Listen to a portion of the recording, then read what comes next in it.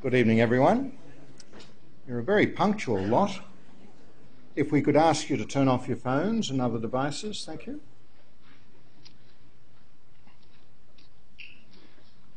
My name is Frank Brennan, Jesuit priest and lawyer and on the board of Jesuit Social Services, and it's my pleasure to be the MC for this evening and for tomorrow.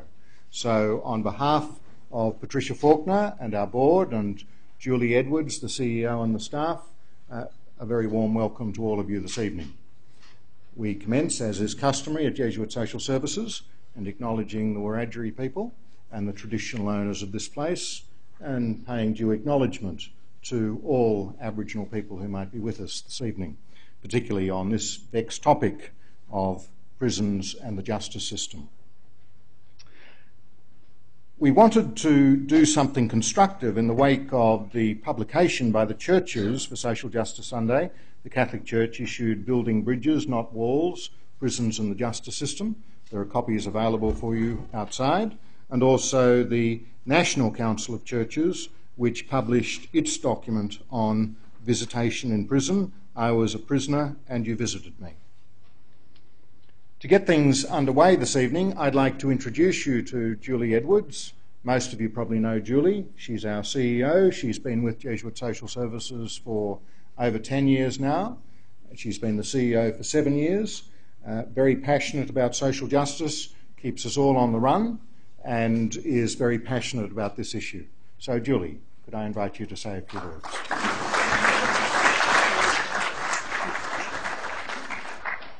Hello, good evening everyone, and I'm only going to speak for 1 or 2 minutes. I just wanted to thank you very much for coming to participate in this critical discussion about what does a humane, effective justice system look like. I think this is the conversation that we need to have. I can see a few heads nodding already. Law and order issues keep emerging. Sometimes they're more likely to emerge when we have things like pending elections, but they keep popping up, and they're high on the agenda here in Victoria and in New South Wales and in Northern Territory, the 3 areas where Jesuit Social Services runs its services and does advocacy work. And so we do have representatives from those 3 jurisdictions here tonight and also tomorrow.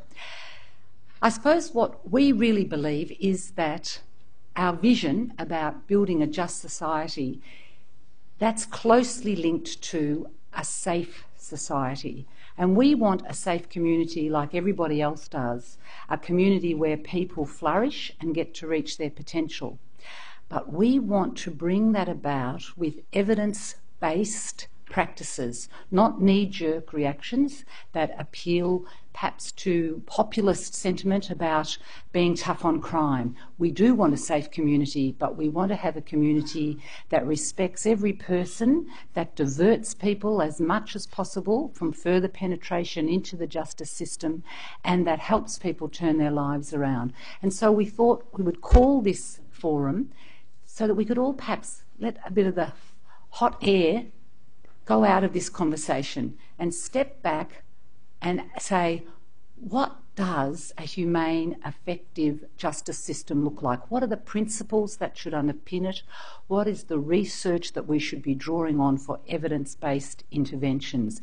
And let's have that conversation, not a shallow or superficial populist conversation. So that's what we're all committed to, being here tonight, and we're so grateful to have the Minister and all the range of excellent speakers and panellists that are part of this forum.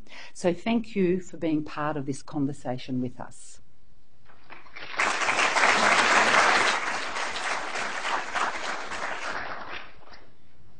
Thanks, Julie. So as Julie has indicated, the church leaders having spoken about building bridges, not walls, it's a fine and idealistic statement, but what can we practically do about this? And we want people who know a lot about the system from all sides to be wrestling with this question, what does a humane and effective justice system look like? And so it's very appropriate that we have the formal opening of the symposium by the Honourable Andrew McIntosh, who joins us this evening. Andrew is the Minister for Corrections and the Minister for Crime Prevention and the Minister responsible for establishing an anti-corruption commission here in Victoria. He's also the Manager of Government Business in the Legislative Assembly. Minister McIntosh was elected to State Parliament as the member for Kew in 1999. He served as a Shadow Minister from 2002 until the recent state election in 2010. With degrees in economics and law, he worked as a solicitor in a Melbourne law firm. He was Associate to the Chief Justice of Victoria and then practiced at the bar for 14 years before entering Parliament. During his time at the bar, as we were starting, he was able to accompany our guest speaker this evening to some exotic places, including Papua New Guinea, in the training of legal practitioners. I think they have a few stories about pigs, but they won't be repeated here this evening. So he's been involved also in native title cases and also work in Vanuatu. And so it's a great privilege to have the Minister with us this evening. Unfortunately, like ministers around the Commonwealth nowadays, he's not able to stay. There are other commitments this evening, but we're very honoured that you could join us to launch the proceedings and to offer some introductory observations. Minister McIntosh. Thank you.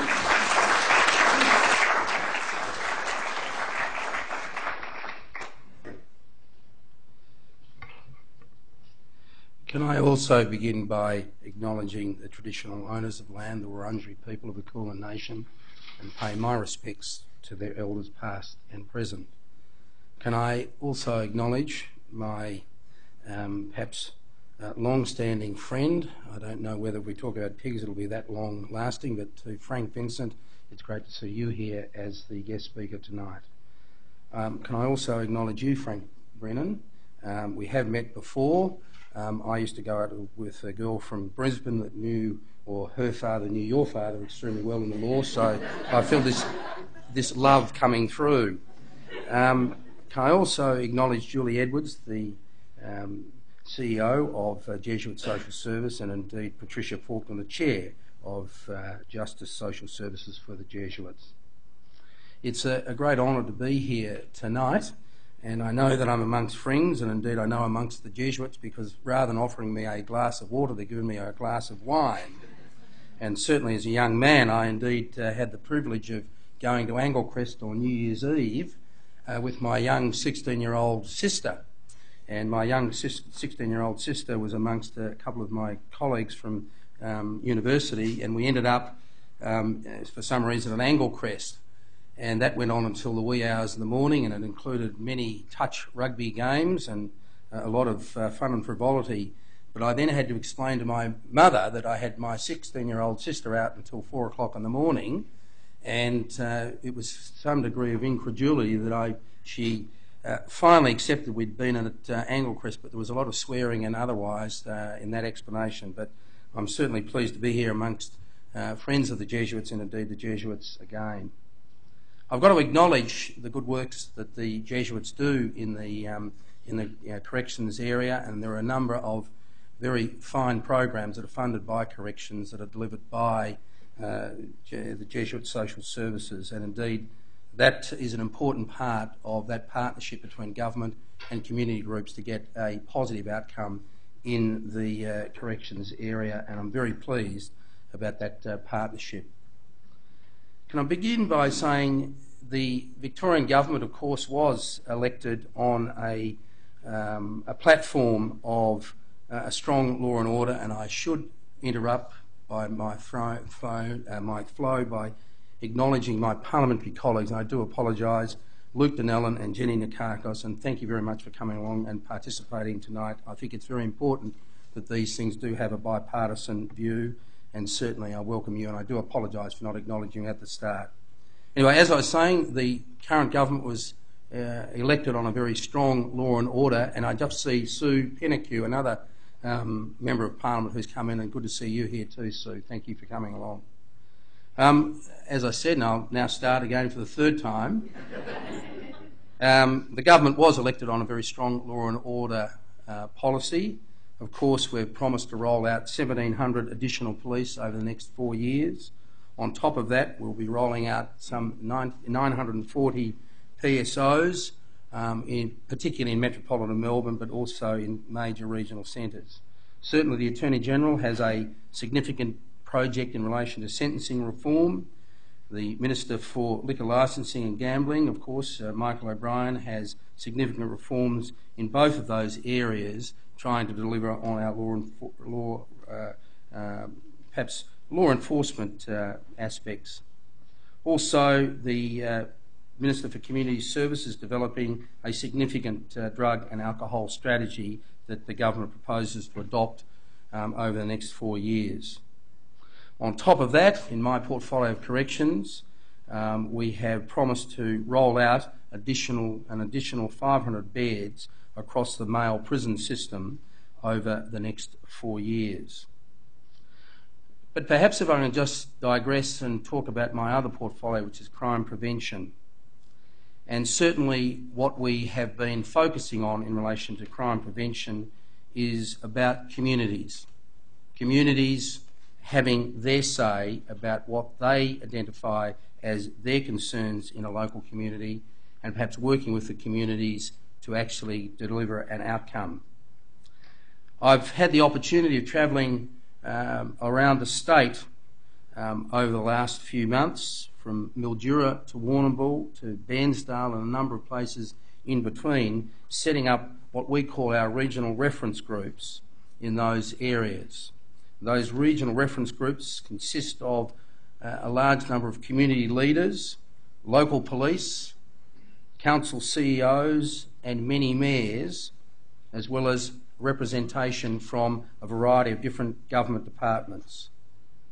The idea of the regional reference groups is to have those community leaders in a local area to identify those issues in relation to criminality that are of concern to them, and in partnership, not necessarily just throwing money at the issue, but in partnership with the government to try and work out local solutions in relation to those local matters.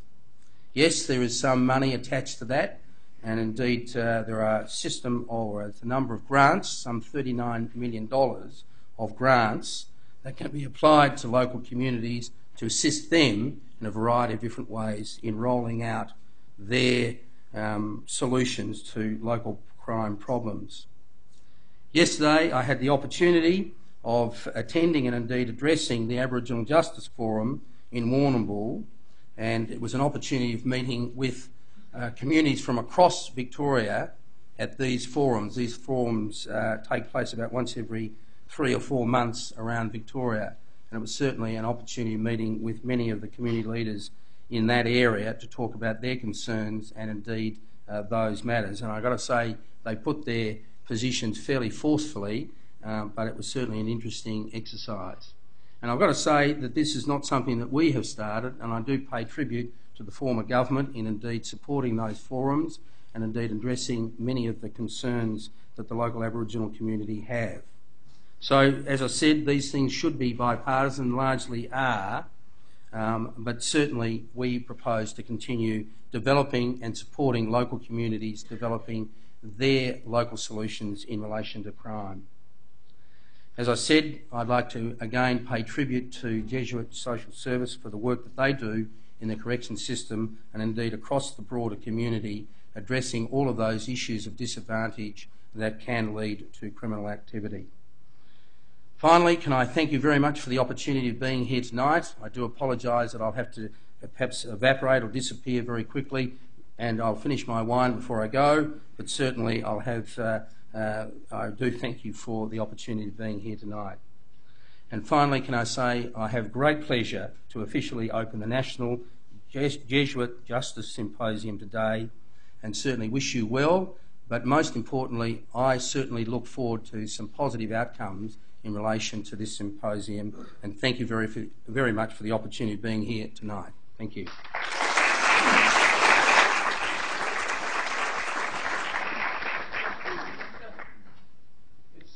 Ironic to me that the Minister for Crime Prevention is telling us that he's going to increase another 500 beds for male prisoners.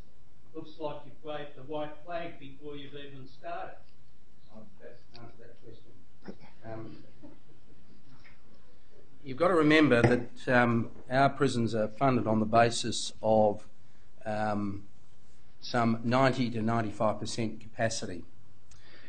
We have a legacy, and I don't want to get too political, but we have a legacy where we now have 96% capacity in our prisons. We have a significant problem with overcrowding in our prisons. There is an enormous amount of double bunking and otherwise not dual occupancy but double bunking, which was a solution that was provided. I believe that whether you agree or not, we should be operating our jails in a humane way. If we are to roll out sufficient programs in relation to rehabilitation, whether it's employment opportunities, whether it's education or addressing the actual offending behaviour, if you don't have proper facilities to house prisoners, then all of that will fall to naught. We've inherited a very good track record over the last few years of the lowest rate of recidivism amongst all the major states. And that's something that we can all be proud of as Victorians. It was certainly driven by the former government, but that is in jeopardy, and indeed all of the education rehabilitation programs are about providing appropriate accommodation. Without that, you will not get the outcomes, and that's why we're rolling out those additional beds. Thank you very much for the question anyway. Yes, Minister. So, Minister, thank you very much in this robust democracy for coming to open our proceedings and being willing to take a question without notice. And we're grateful for the bipartisan spirit in which you've made your opening remarks, and we appreciate that you, being a new and busy minister, have been able to make time to formally launch these proceedings this evening. Coming from north of the Murray, I note that the imprisonment rate in New South Wales is, I think, 87% higher than here, and I trust that you will maintain that enviable record in the years ahead. Thank you very much.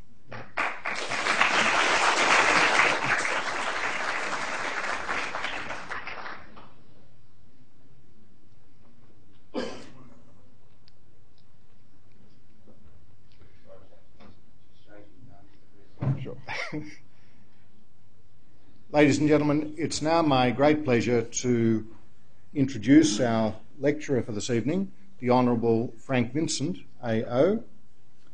When we were first planning this session, I said to Julie Edwards, there's only one person in Australia we'd want for this tonight, and that's Frank Vincent.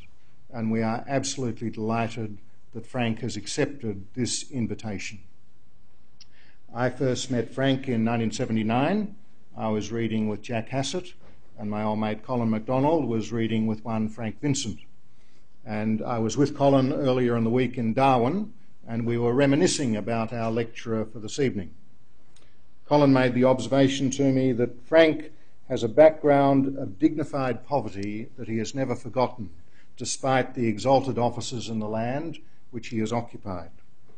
He also said to me that Frank, like Einstein, espouses that imagination is more important than knowledge. That might tell us more about Colin than yourself, Frank, but I think it gives something of the spirit and the tenor of the man. I remember on one occasion Jack Hassett used to tell me that if ever you get a chance, go and watch Vincent before a jury.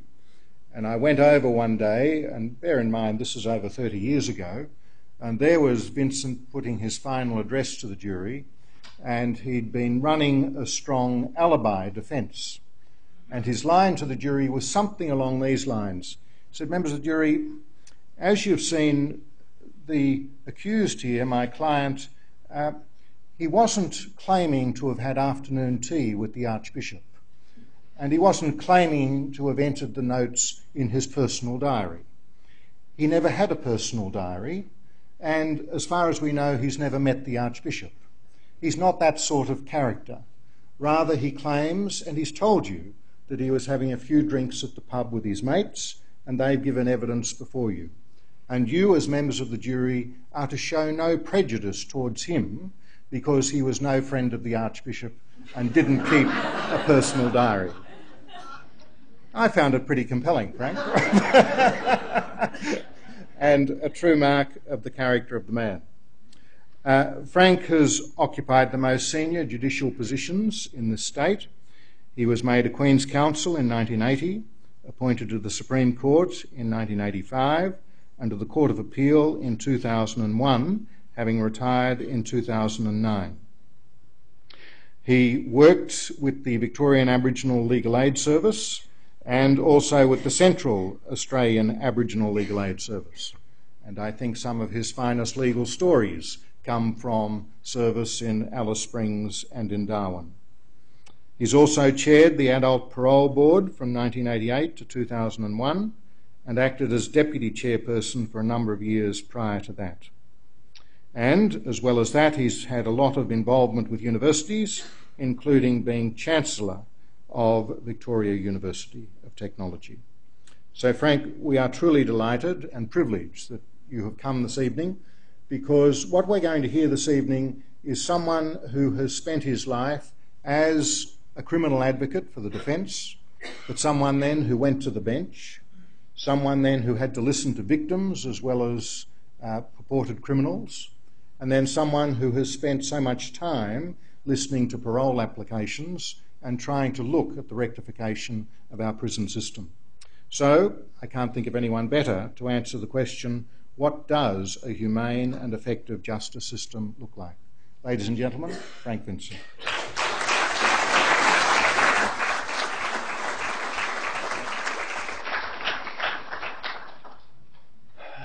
Thank you very much.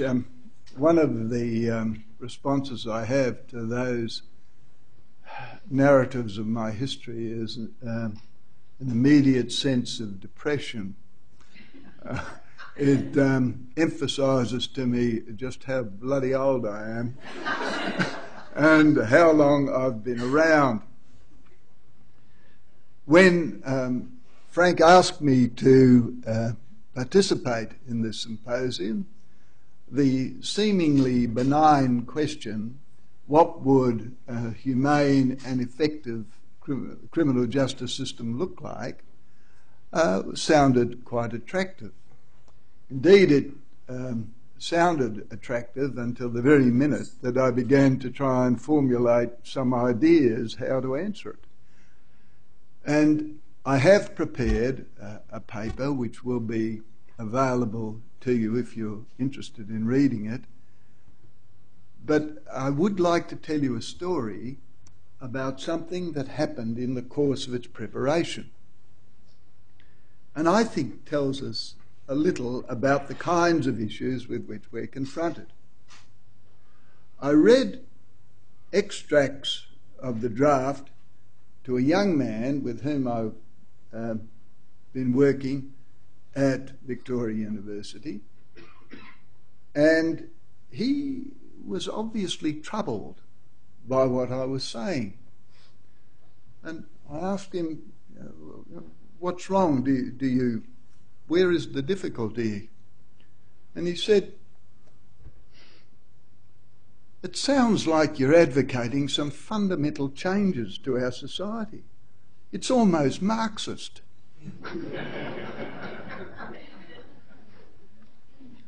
And I was intrigued by that response and a bit amused, considering the audience to which it was going to be delivered in due course.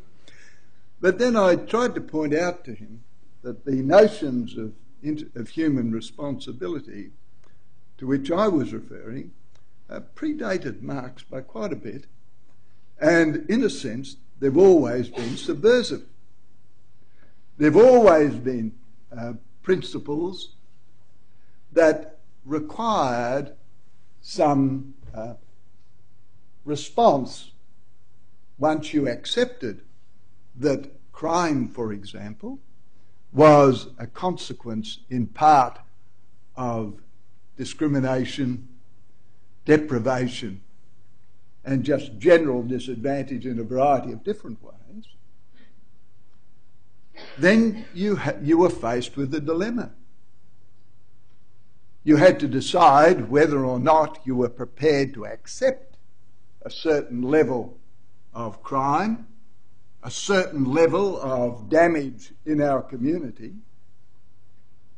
or, on the other hand, you were prepared to undertake the remedial measures necessary to remove those causes. And in the paper you'll find a reference to an occasion that really struck me with considerable force. And it occurred over 30 years ago now, when I was working in the Northern Territory. On one sunny morning, I was walking to the Alice Springs Courthouse, where I had the task of representing an Aboriginal man who was pleading guilty to the manslaughter of another as a result of a drunken fight in the Todd River. While I was walking along in the vicinity of the river, I saw another almost identical fight taking place at that time. And the thoughts went through my head that I was really engaged in a meaningless ritual. I was going to a court and I was going to hear my client plead guilty. But what on earth did that actually mean? Where was the true guilt in relation to this event? Was it justice to attribute that guilt to this man? Or did we have some responsibility for what had occurred? We knew of the conditions under which these people were living. That was no mystery to anyone. And indeed, to a very substantial extent, we as a community had created and maintained those very conditions. We knew that there had been similar incidents in the past, and we could predict with almost absolute certainty that there would be such incidents in the future. And yet, we would have no sense of complicity in what had occurred. We could not be called to account for the death of the deceased, but we were certainly prepared to attribute guilt to my client. I actually put these thoughts to the judge in the plea. And the judge in that particular case was Justice Muirhead. And they were not unfamiliar questions to him, because he had to impose sentence in that situation. And he was well aware of the kind of hypocrisy that we had engaged in relation to this and so many other similar occasions. And that question has been repeated in my mind on many different occasions and in many different contexts. As a barrister, as a judge, and very much in the context of my work in the parole board. One group of prisoners that I was particularly concerned about on the basis of our community responsibility were those who had been made wards of the state, who were in fact supposed to be under our direct protection. We had, as a society, said that it is necessary for us to intervene in their lives. It is necessary for us to assume responsibility for them. And how well did we do that? How honestly did we do that? And the answer to both of those questions is we handled the situation very poorly. The young men who came before me would approach the board and me, this old bloke, with cynical, disbelieving, streetwise eyes. They had no reason to have any confidence in the system. They had no reason to believe that things were going to change, particularly for them. They had no sense of connection with the external society. and they had every good reason for feeling exactly as they did. Often when they came before me, I could see them, I could almost predict, sadly, the directions in which their lives would go. It seemed to me obvious that even at that late stage, and after our miserable failures, that if we were trying to do something serious about it, we needed to have proper, intensive, well-structured programs of support available to them. Incarceration for these terribly important periods of development in their lives was certainly not going to be the answer. That would only add to their alienation, and that would only further separate them, in fact, apart from their personal responses to it, from the community and their capacity to live within that community. But those kinds of support were not then and have never been available.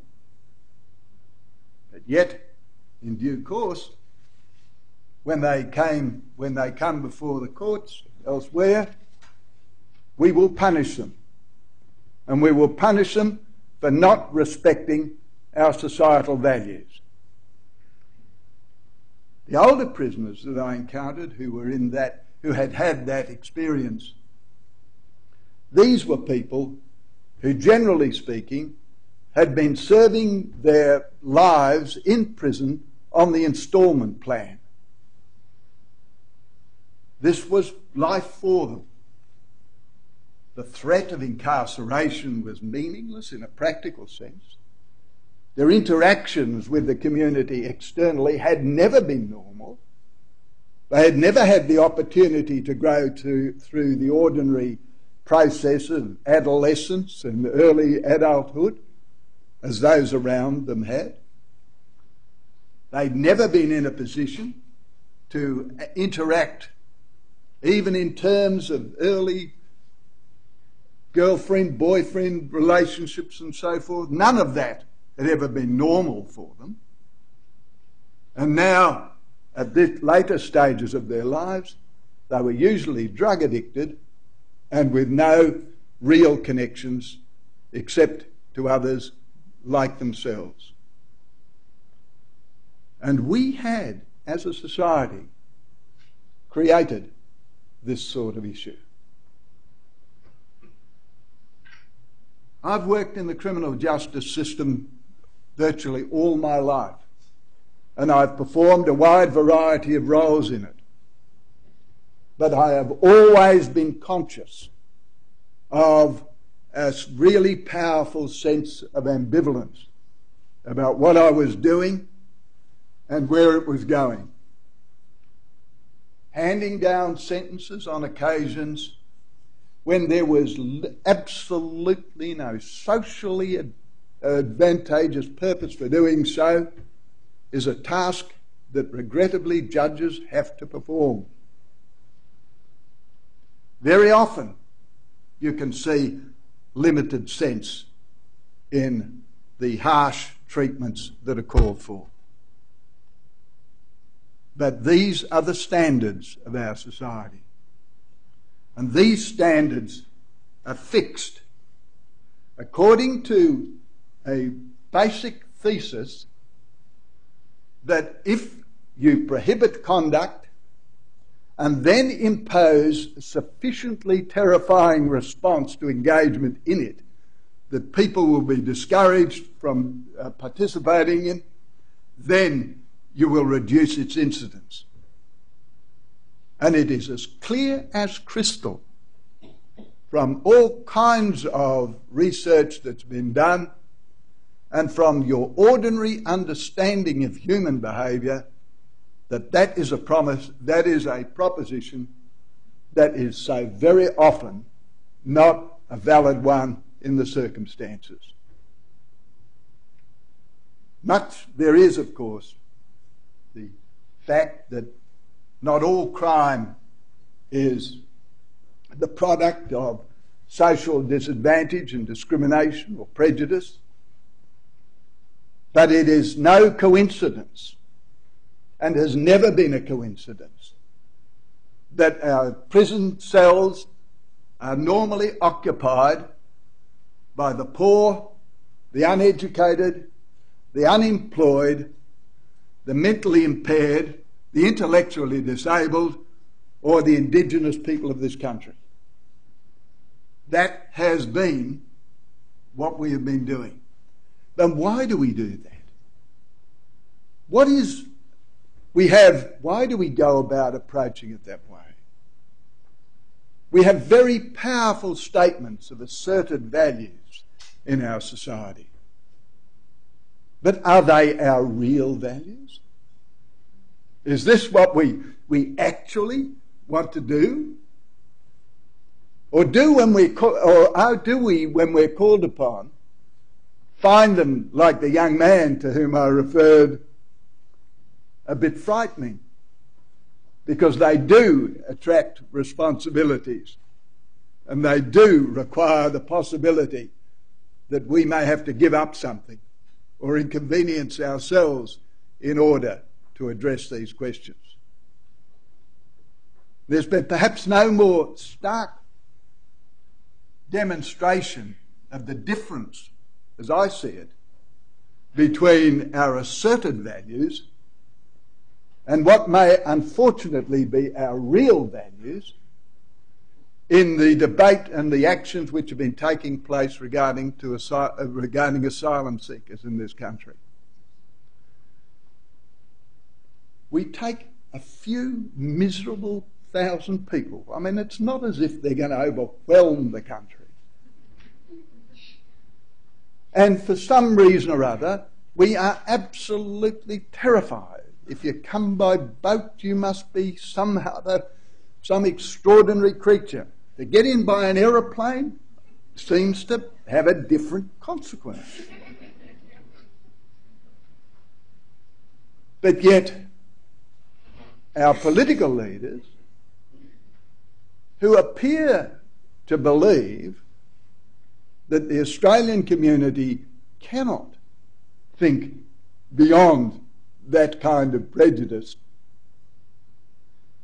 have engaged in, well, people call it a race to the bottom, but they're at the bottom to start with. And it's very difficult to see what other than primitive political purposes they can be hoping to achieve.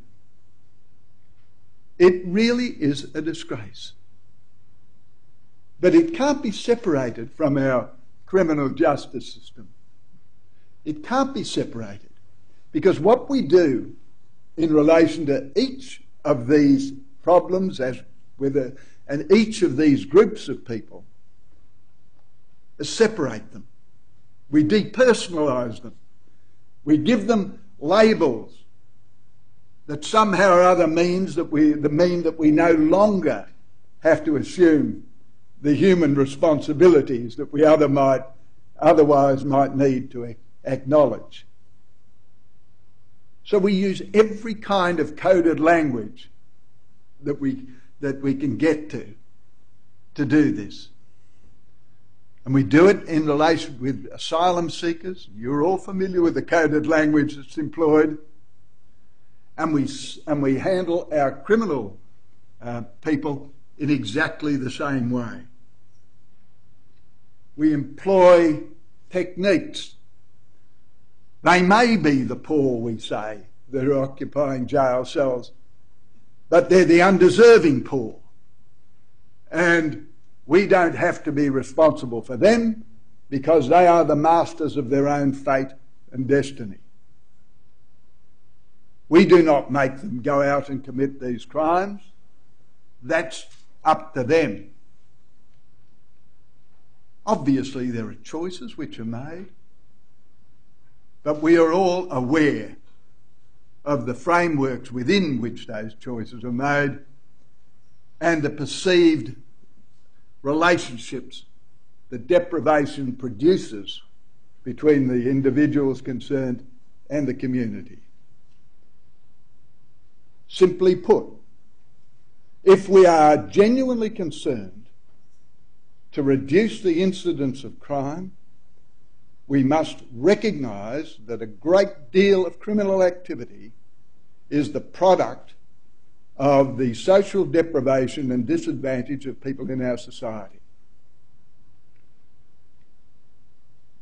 Seems to me that what we in fact we're saying is, well, we don't want to do that, because if we do that, that will mean we will have to expend a considerably greater amount of our resources and our wealth in addressing these areas.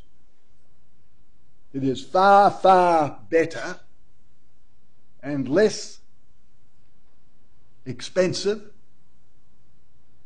and simpler and emotionally satisfying to be able to say, we're doing what we do, we'll build more jail cells.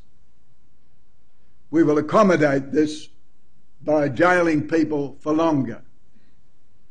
They will then learn that their conduct has consequences, and obviously they will desist from engaging in it.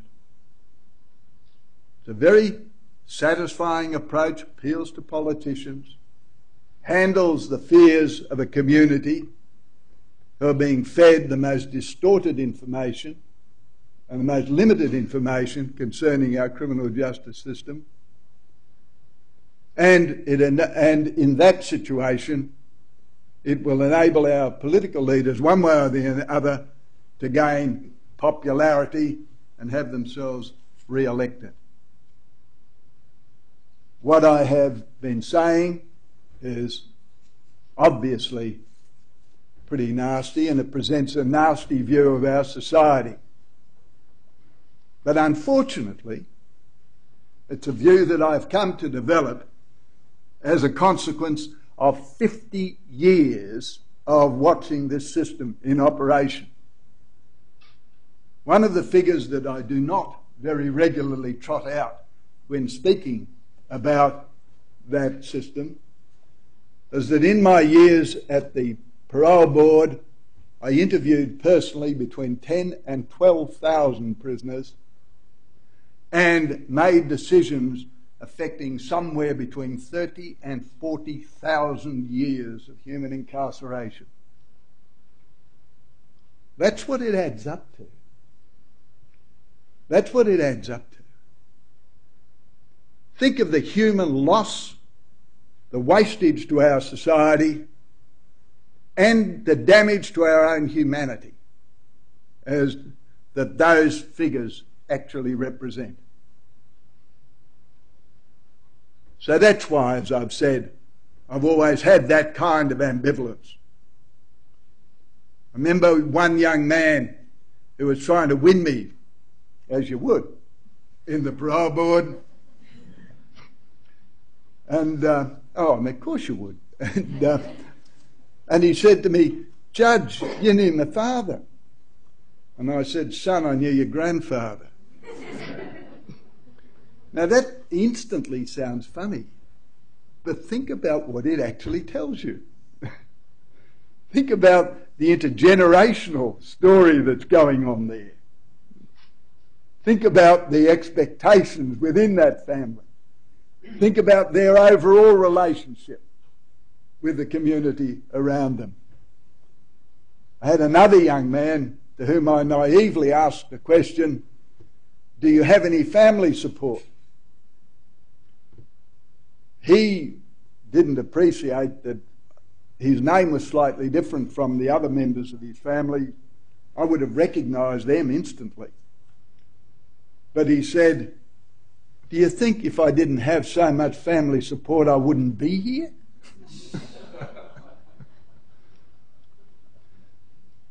I mean, these are very, these are this is the way this stuff translates into the human situation. And I must say, I confess that I was quite appalled when I learned, as we all did, that there was a simplistic survey being conducted by a newspaper asking people to decide by filling out a little thing just what sentence ought to be handed down. When for me, the determination of that sentence was an extraordinarily difficult task to undertake.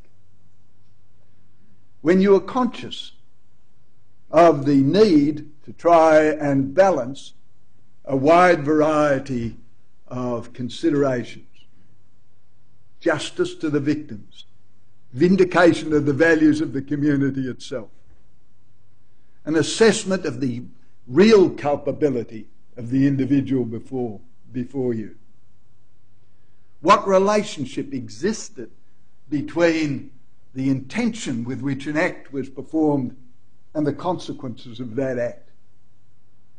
And how did you go about trying to produce a result that was in fact as good as you could achieve in all of the circumstances and would operate as well as it could for the benefit of the individual before the court and the community at the same time?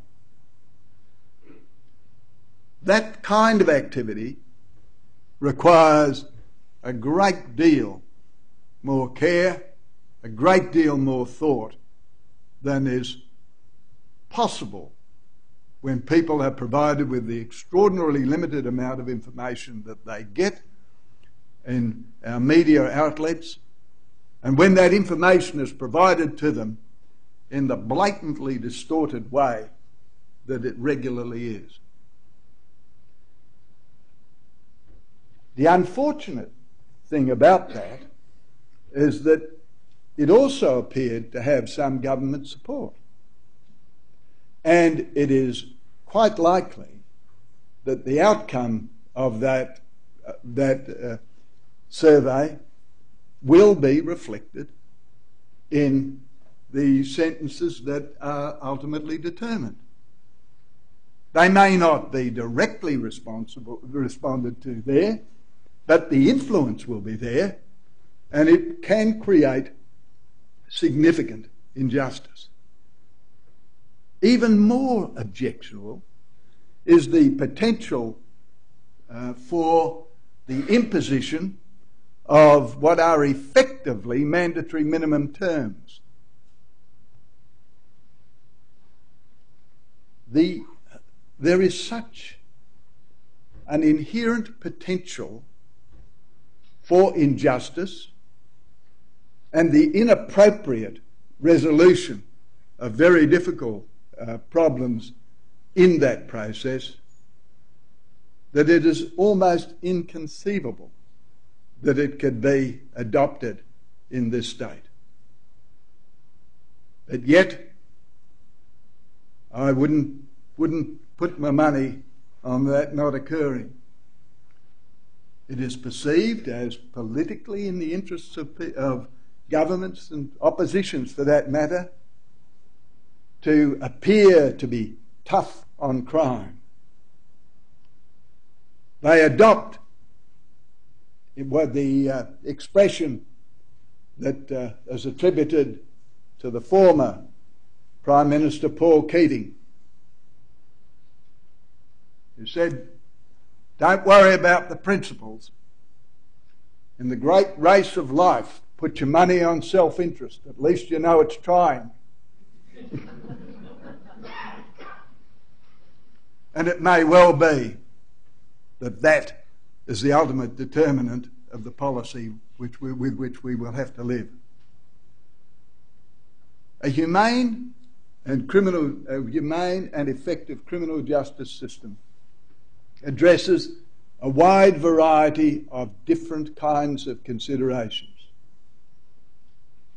Obviously, in order to be effective, it ought to be useful in the reduction of the incidence of the prohibited behaviours. A very significant aspect of the reduction of those behaviours is the removal of the causes of those behaviours in the first place. To the extent that you can ameliorate the conditions that are conducive to criminal activity, you'll be assisting the community generally. And in this regard, I think we tend to forget that crime represents only one aspect of the damage that's created to the community by that deprivation and injustice. It is simply a symptom and a manifestation of that imbalance that ought not to exist in the society. If we are going, as we do on occasions, and will always have to, operate a criminal justice system to address deliberate and conscious wrongdoing, then that will need to be a lot more efficient, a lot more sensibly operated than it has been to the present time. We need to address the issues in our court system. The delays there are appalling. We need to be able to ensure that those who come into that court system are really able to achieve justice, whether or not they are wealthy. In other words, we need to be able to ensure that we are properly funding legal representation and providing the appropriate protections of a just legal system. We need to recognise that imprisonment of its very nature is a destructive instrument. It is highly unlikely that isolation from the community for extended periods of time, separation from their families, and the psychological and other personal damage that flows from incarceration are likely to assist someone to live in the community comfortably afterwards. The very notion that you are isolating someone for a lengthy period of time with a view to helping them live in a totally different community presents issues. Those prisons must not be, of course, overcrowded. We ought to adopt every technique that is sensibly available to us in relation to community corrections, diversion, providing a range of support mechanisms to address the particular issues and reduce the incidence of crime by reducing the rate of recidivism of the individuals concerned at that level. For those who we need to incarcerate, and there are people that we really have, unfortunately, to protect ourselves against, and sometimes for a very long time. But the conditions under which people are detained ought to be as humane as possible and reflect our respect for human life. One of the things I used to say to juries, and related to this, I appeared on a couple of occasions for men who were charged with crimes against other men in prison. And there was always a very serious risk that the jury would, knowing your client, be quite prepared to convict him of anything. So one of the propositions I customarily put to juries was the difference between those people in that prison and you is that we have a system under which we recognise the rights and values of others. They may not, but you must. But we don't really run our systems on that basis. So the conditions ought to be humane. In addition to that, the range and availability of programs ought to be addressed and very seriously addressed. particularly in the country prisons in this state, the opportunities for mental health and other issues to be addressed are really quite limited. And for practical purposes, you could almost say they're non-existent. If you look at the actual psychological and other services which are available down in the Gippsland area, they really don't amount to much at all. So what we then ought to have an interactive process running towards the end of imprisonment. I've always advocated, from the time I was early in the parole board, the establishment of a substantial reintegration prison. Now, that prison would have as its inmates people who are reaching the latter end of sentences. It would have considerably greater flexibility with respect to leave, education programs, opportunities to secure housing, and all sorts of other things that would in fact facilitate the reintegration of the individual into the community. And of course, at that level, we would also need to have far more in terms of post-release services. I have referred already to the situation of the young people who come through our child protection system. And there can be no doubt that in spite of all of our protestations to the contrary, this community has not done very well in that regard at all. What one would like to see is that the kinds of young people that I saw and the older prisoners that I saw who had been through that system no longer continued to appear, or at least be substantially reduced in number. But we need to do a great deal more than we've been prepared to do to achieve that particular objective. A humane and effective system would not be dealing with the level of its own failures. We may not be able to help everybody in our community in relation to all of the issues. There are practical questions of priorities and other needs that all have to be taken into account. But that is used as an excuse far too often for not doing the things that we can do. And I regard that as totally unacceptable. There it is. There's some images of what I would suggest might be incorporated in a humane and effective criminal justice system. I suspect that there's nothing that I've said that isn't well known to all of you and well understood. But I do agree that we like to avoid facing this discussion, and we really should not allow that to happen. Thank you.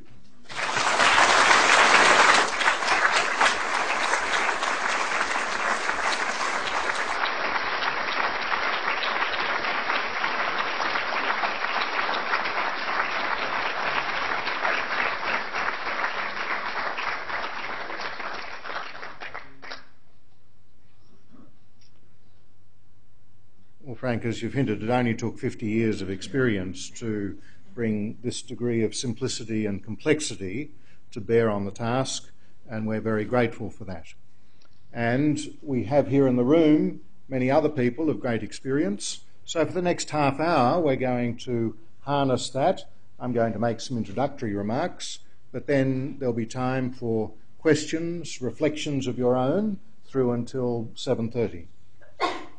So just to start the ball rolling with a few observations. I think a lot of what you said, Frank, would resonate very strongly with Patricia Faulkner, who chairs our board and also chairs the National Social Inclusion Board. They operate, as I understand, on a few principles which are fairly simple. The first of which is it's not just about the quantity of the services that are provided to those who are poor or disadvantaged. It's about the quality of the relationship. It's about how they're provided. And that there's no point in simply episodic care or assistance, that relationship has to be sustained, and that there is always a need for a commitment to substantive structural change in society. And I think you've highlighted to us that there's no getting away from any of those. So I reflected on your story of approaching the Alice Springs courthouse, and I was there just a month ago, and walking by the Todd River and seeing that scene, where I think for many Australians the switch off is in terms of you're saying that we're to feel guilty in some way for this situation because of the past. It's not about guilt, as you are suggesting, it's about responsibility, and it's about the co-responsibility. In fact, in my own religious tradition of the Catholic Church, John Paul II was always very strong on two concepts. The first was that of interdependence, acknowledging the interdependence of those who have and those who do not in the society of which we're a part. And that sense of interdependence then leads us to the second notion of solidarity, standing in solidarity with those who are on the margins. And, as you've accurately described, who are those who you saw coming before you on the parole board? They're the poor, the disadvantaged, those suffering disability, and the Indigenous. And as I think back to that story of the young man who you were defending in Alice Springs and the incident at the Todd River, I was reminded myself when I appeared in a case in 1982 in Queensland, where I was led by Des Sturgis, who was something of the Frank Vincent of Queensland in those days, and appeared for this young man by the name of Alwyn Peter. He'd killed his Aboriginal woman on the Weipa Reserve, whose name was Deirdre Gilbert. It was the 15th such killing on those communities in 3 years, homicide rate the highest recorded amongst any ghetto group in the Western world. And I remember Sturgis standing before the judge and saying, I should tell Your Honour that Alwyn Peter and Deirdre Gilbert, each of them was shaped and destroyed by life on this Aboriginal community. He said, and I should tell you that to be a member of such a community, one does not have to be bad or mad, one has only to be Aboriginal. And I think that you've challenged us to try and unpack some of these ideas, reflecting on your 30 to 40,000 years of incarceration years over which you've had to adjudicate there on the parole board. And so, as we come to contemplate some of these notions, I think what you've put powerfully before us in your traditional style, with your deep compassion, but also your very dispassionate argument, that in seeking justice, you've given us the perspective not just of the criminal, but of the victim, and of those in society who are trying to do justice. And how is that justice to be determined within our political processes? So these are some of the challenges which I think confront us over the next day, which is to come. So could I suggest that just for a minute or two, you buzz among yourselves, and then what we'll do is, I think if we return with Frank and myself up here, and we can do it Q&A, but also observations that you'd like to offer, because Frank is the first to acknowledge that there are other people here in the room who have got a depth of experience with the criminal justice system, and we want to start harnessing the depths of that. To do this and to make the best of this symposium, we are recording the proceedings, and we've got travelling microphones there. Notes are being taken of this day and a half, and then we'll be writing things up. So we'll be inviting you, when you do come back, to briefly introduce yourselves, to engage more in conversation rather than just question and answer with Frank. So just take a minute or two with your neighbours, and then we'll resume here very shortly. Thank you.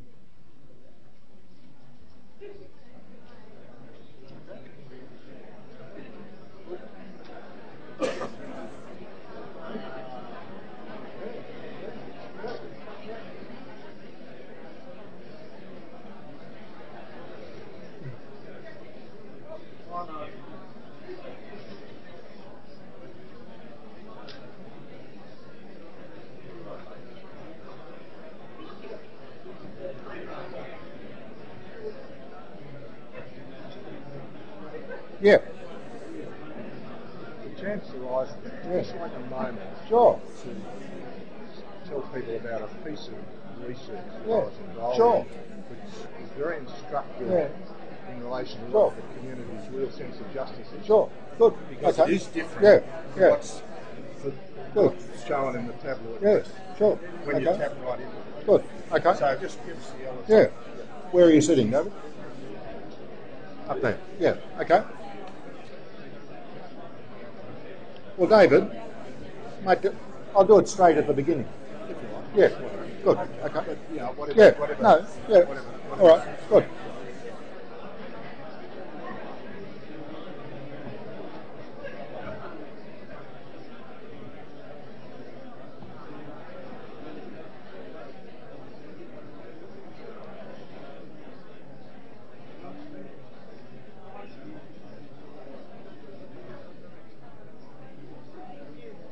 Okay.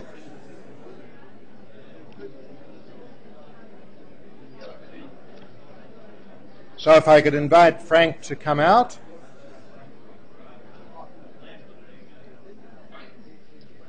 Now, just to start the ball rolling, David Jones indicated he'd like to just make an observation.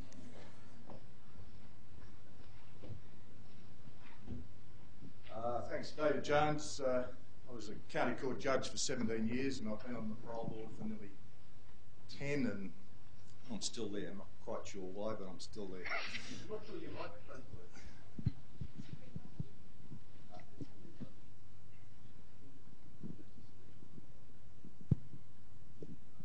Is that better? Yeah.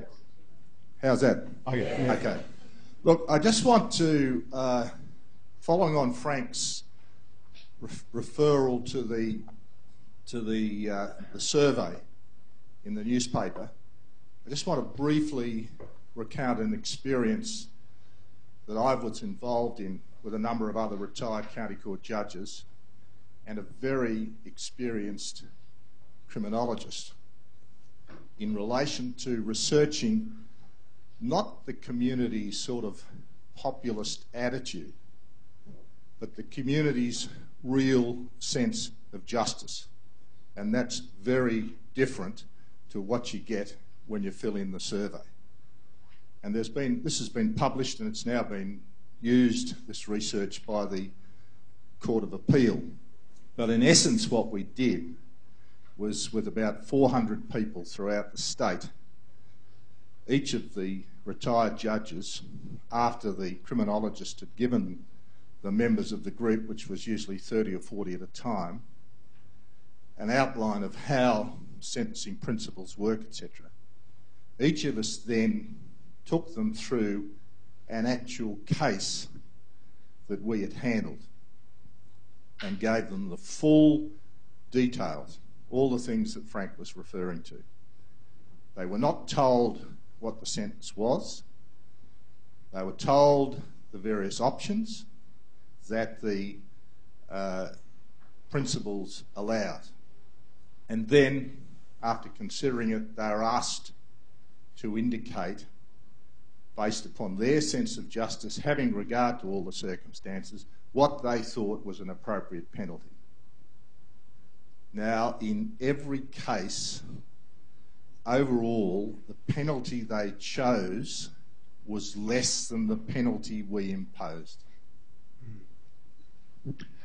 They did some similar kind of work in the University of Tasmania to precisely the same effect.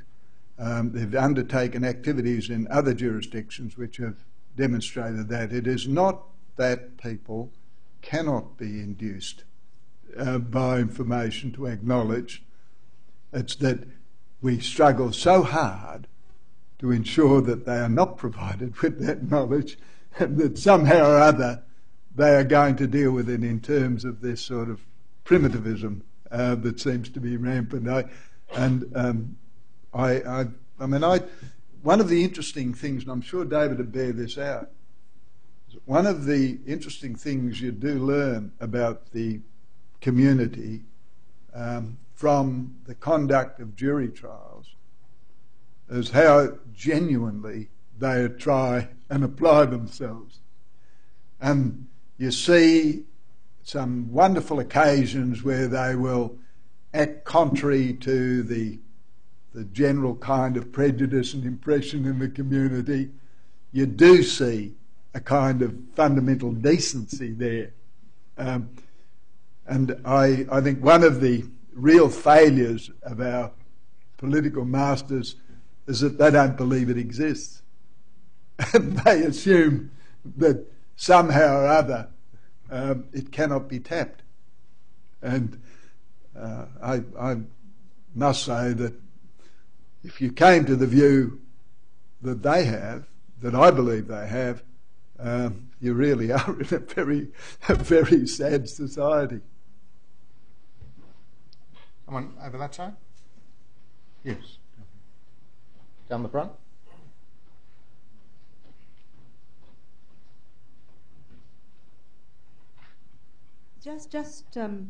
This follows on directly from David's comments and directly from Frank's comments, and it's about mandatory sentencing.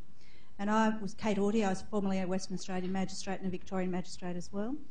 And mandatory sentencing makes accomplices of all of us, it makes liars of all of us, and it makes heroes of some of us. And I just want to share an anecdote about how mandatory sentencing impacts people who you would least expect it to impact. In Western Australia, in a place called Warburton, the police officer in charging Aboriginal kids for aggravated burglary of a place of habitation would routinely charge children with burgling places because places didn't carry mandatory sentencing, even if they'd been burgling the school teacher's house. My point is this, not that he's a hero and not that this needs to be understood that mandatory sentencing can always be got around, but that it doesn't have the impact that it does, and it makes liars of all of us, and we all try and find ways to resolve it. And that's about people being better than our politicians think we are. Thanks, Pat. Yes. Thank you. It's quite refreshing. My name is Dr. Behan Ahmed from African Think Tank and Senior Research Fellow at Melbourne University. It's quite refreshing to hear. I've never been in this sort of camp, which I always been as a refugee dealing with the refugees and always dealing with Aborigines. The only power I had was just my sympathy and cry. Now to hear such statement was quite compelling. But to just go back in terms of that investment, I remember Jesse Jackson back in the 1990s, the LA riot. He said that our society invests to put young people in jail up to 50,000, and we put them at school with only 5,000. If we reverse that investment, we would have changed the whole our social systems. And I quite fully understand, and I personally, not being connected to the mainstream, I have experienced it myself in the system that if you don't have money, you don't go anywhere. One case that I was involved in a taxi, a fellow, an Afghani fellow, who was driving at night time. And he had two young girls with him, and they did not have any money with them. They took him up to Brunswick, and in Brunswick, they want to get out of the car, but they were not ready. So they pulled him back, and they smacked him. He stopped the car, and he grabbed one of the girls. They went to the police as witnessing, supporting each other against him that he wants to rape them. He came with no money to his boss, and he told his boss that he got this problem. His boss told him to go to legal aid, and straight away they told him minimum, this is back in the 90s, minimum of 2 years jail. And he came crying to his taxi owner, and he told him that, how on earth, I lost my job. I lost my money, I did this, and it happened to me this. How on earth would I go to jail again, leaving my family with no support? The boss called his lawyer, and he told the lawyer that the case was this. He told him if he got $2,000, he can be free. And that was, for me, it's not about rocket science. Everyone in jail is not because it's purely of bad sort of end, because of the society that creates what sort of values we have. And our values clearly describe it. And most of my refugees, when I see young people going back and forth without knowing what the system is, I don't have any place to talk, but I'm glad that I've got at least a chance here to say a few words. And I have been with Aborigines, seeing even worse. So as a nation, I think this is, I agree with that statement that young man said. It's about Marxism in terms of that revolutionary sort of thought. It is indeed, because it is to challenge the norm that we have. But unfortunately, we breed young people to take that sort of path, and they all be coming out, and the young taking over may still practice the same thing. So where that would end, and what would be the vision from now to 10 years, at least what my colleagues from my communities have experienced, it will not be repeated for the future refugees or any other asylum seekers coming in this country, and for our fellow Aborigines to come out of this deep depression.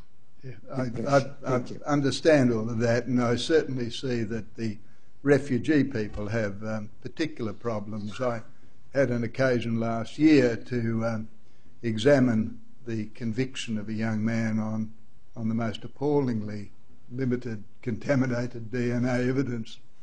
I did wonder to myself at all stages whether that would have happened to someone who hadn't had his background. That was a question I could never resolve. Over this side? Yes. My name, is that right? My name is Margaret, and I have worked within the criminal injustice system since 1989. Just to give you an idea of where I come from at the grassroots level. Those who are in prison and those who are before the courts and found guilty are in fact failed criminals. I have huge concern for those who have been successful in not being caught. And maybe I do appreciate your very inspiring talk. Thank you, Frank. I also reflect on the fact that the prisons have generally, I think almost all, been set up on military management lines. When you've got a large group of people who don't want to be where they are anyway, that does not engender any kind of system that enables something such as what you call a reintegration prison. When I was working within the prison system, Tarrangower probably came nearer to being that.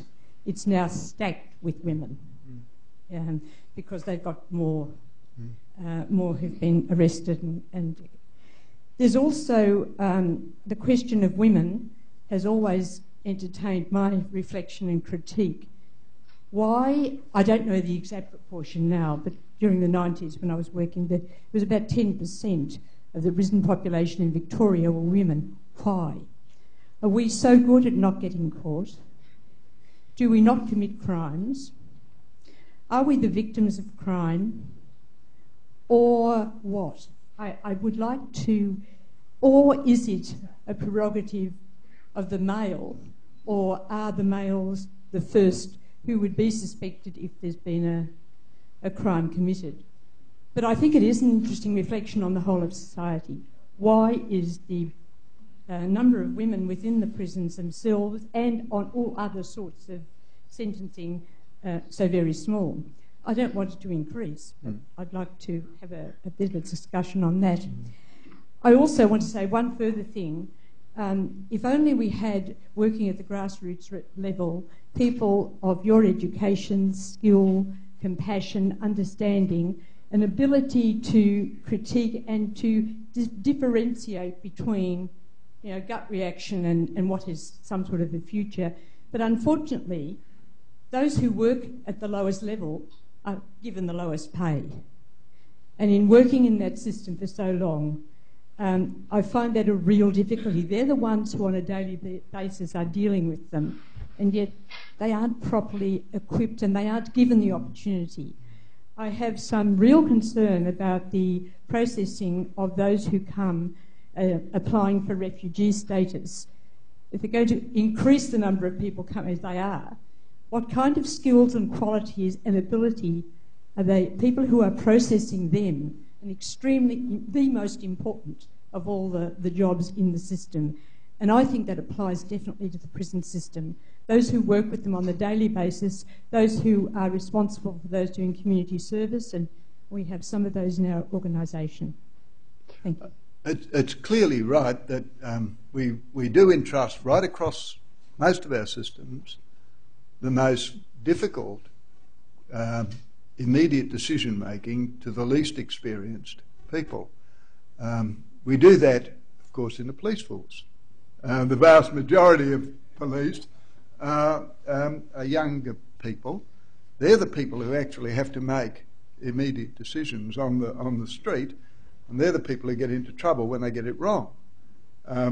We do it across the framework. My wife actually made that comment to me years and years later when she said, I was talking about some case that had come up before us, ultimately on appeal, which involved children's court stuff.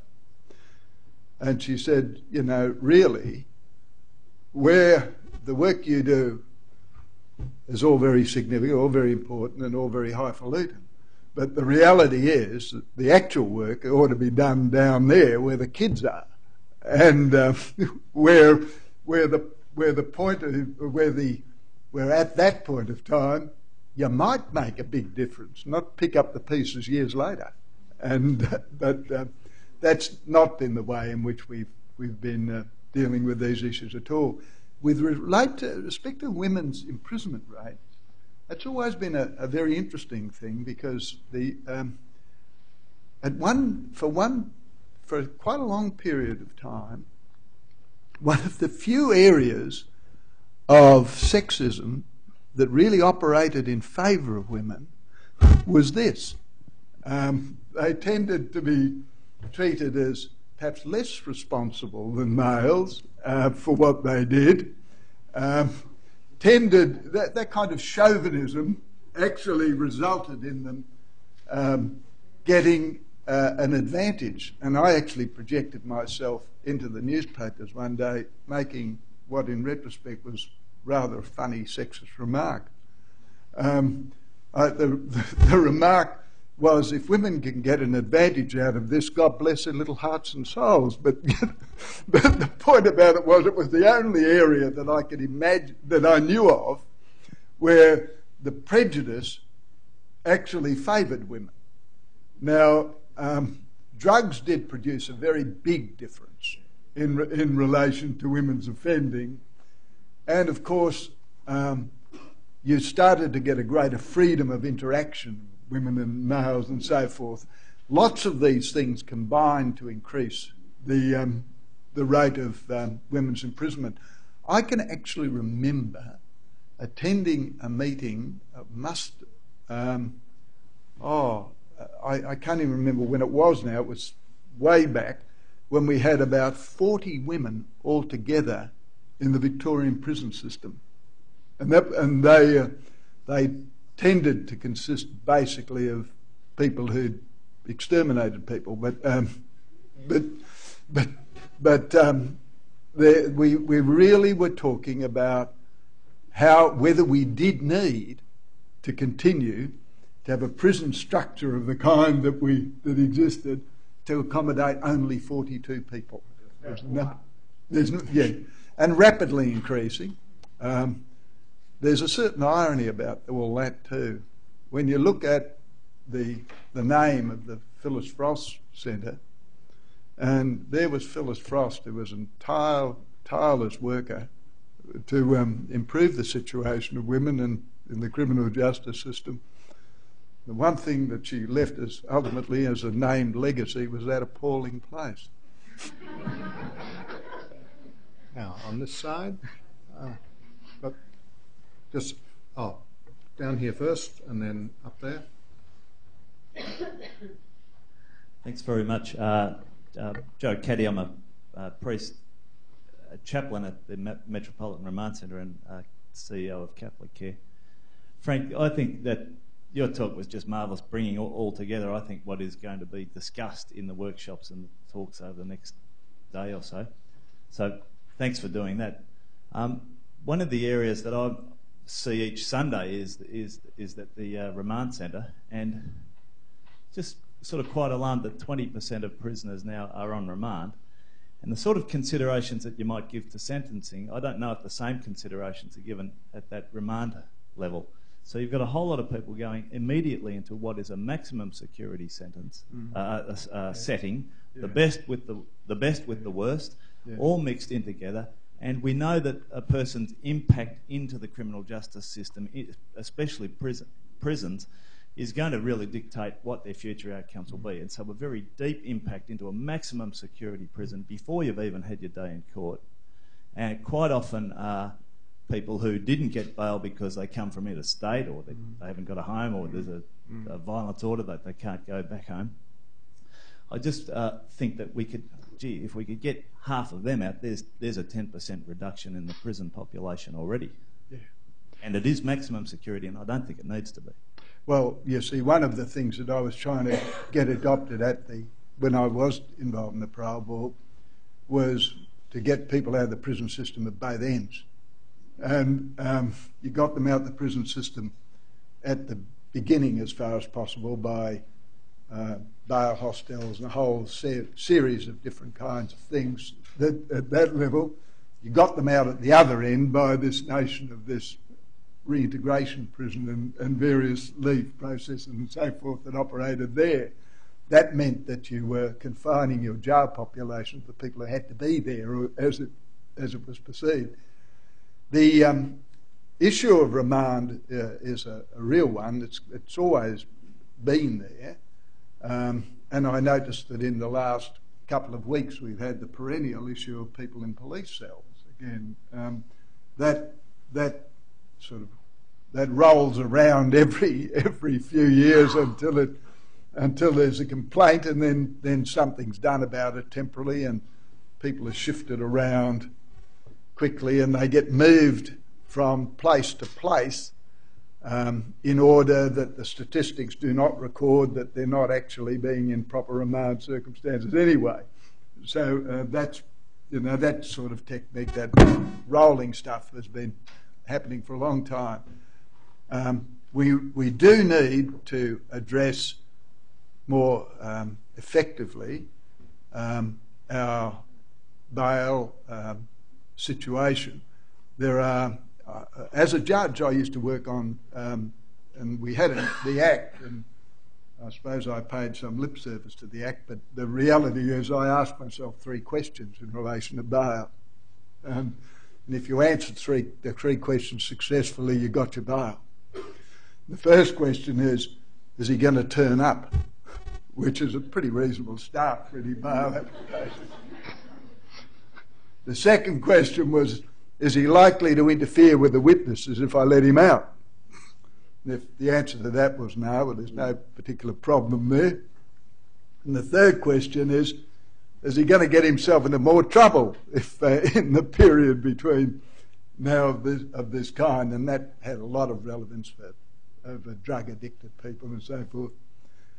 And if you could answer those questions, you weren't going to make a nuisance of yourself, you weren't going to interfere with the witnesses, and you were going to turn up, then I couldn't see the slightest reason in the world why you ought to be there. And so, but because of our delays in handling cases and so forth, we are keeping people in custody for an inordinate lengths of time, and our whole processes need to be rapidly accelerated. I actually delivered some judgments about this a long, long time ago, in which I said, with respect to remand, there are 2 fundamental requirements. First is that if you are going to remand people, you find it necessary to remand people at all, then it must be for the shortest practicable period, because after all, they've not yet been convicted of anything. The second thing is that the conditions under which they are detained must be as humane as they sensibly can be with some kind of security attached to it. Now, they don't seem to be particularly big aspirations, but they've been difficult ones to retain. In my written paper, there's a reference to the way in which this community has grown to accept lengthy periods of remand and delay in the processes. And I had an occasion to sit on an appeal in relation to some young Vietnamese people who were charged with a murders that became quite notorious as the Salt nightclub incident. And there were a number of young Vietnamese charged who were associated with what might be described in one way or another with the attacking group. They were in custody. It took 6 years from the beginning of the process, from the time of their arrest to the final disposition of their appeal. At the appeal, the court decided that in relation to 3 of them, there never was a case to answer. Now, that got a little bit of immediate publicity the day after in the papers, the day after it occurred. You would have thought that it produced some serious sense of outrage, but it never did. And I was somewhat concerned and disappointed that that was the case.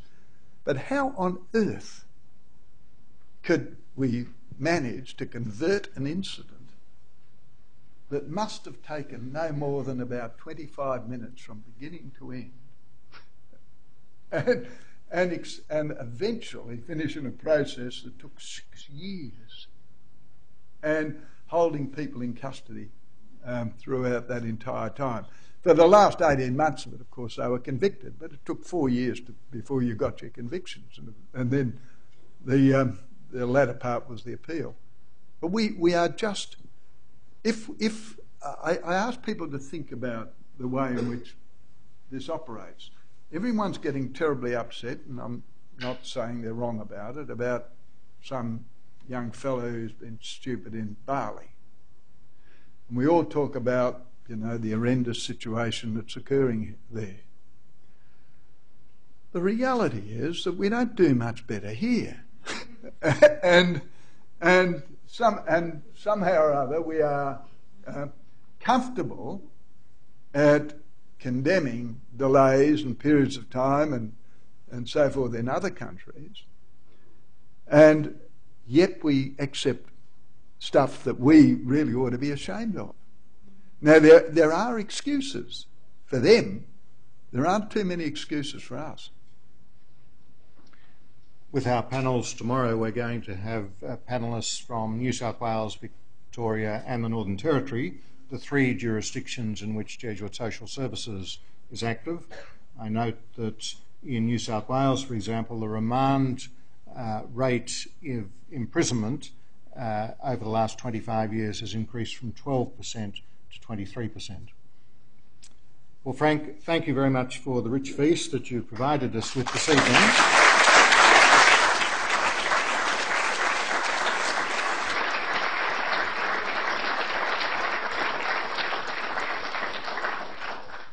The nation and definitely the criminal justice system is all the richer for people such as yourself, and we're very grateful for the insights that you've shared with us this evening.